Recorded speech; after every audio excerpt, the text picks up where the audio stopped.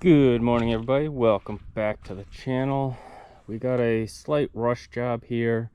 We had some flooding due to the heavy rains last night, and we've got a bunch more heavy rains coming up in this next week. So I did not film how I did all of the rest of this, but basically you can see that pipe up there was put in upside down and had plugged and clogged and frozen. And this whole thing was just 4 inches of water flowing down across the driveway instead of into the drain. So I have a drop inlet there. We have pipe holes are on the bottom. I need right here so that the water can flow up into the pipe as the groundwater raises. Got a drop inlet there for the blind ditch that'll be going out to the end of the driveway. We have some road fabric so that the pipe doesn't just immediately fill with dirt. I am going to add some more road fabric here. I wanted to leave that open so I could show you guys.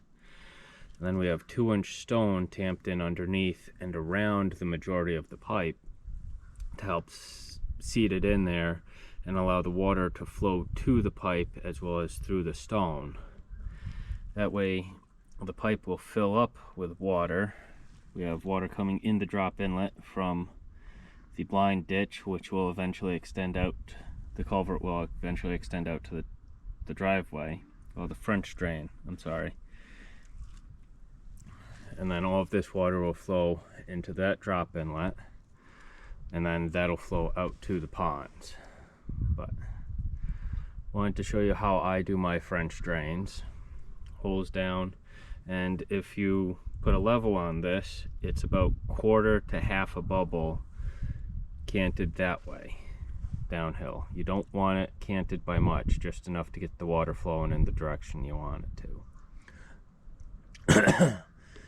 You notice I'm not going very deep with this. I'm only going about 16-20 inches deep, and mostly because this section right here is a slight drive up to the sugar house, but for the most part it's just going to be a lawn drain, so it does not need to be that deep, but I want it deep enough so that the material, you aren't driving on the pipe, you're driving on the material, and there's plenty of room for the circular structure of the pipe to take effect so you don't crush the pipe.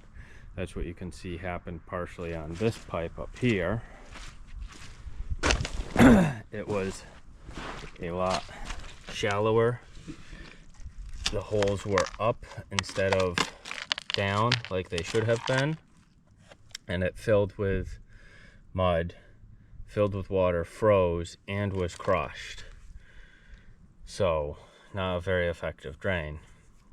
But that's how they did it a lot of times when they didn't know how to put these in properly, how they were supposed to be, or if they were just lacking time and resources like we are all right now. So that's it for today. I hope the rest of you are enjoying this slightly warmer weather that we are getting, and if you like this, like, comment, and subscribe, and let me know any projects that you guys have going on. Stay safe.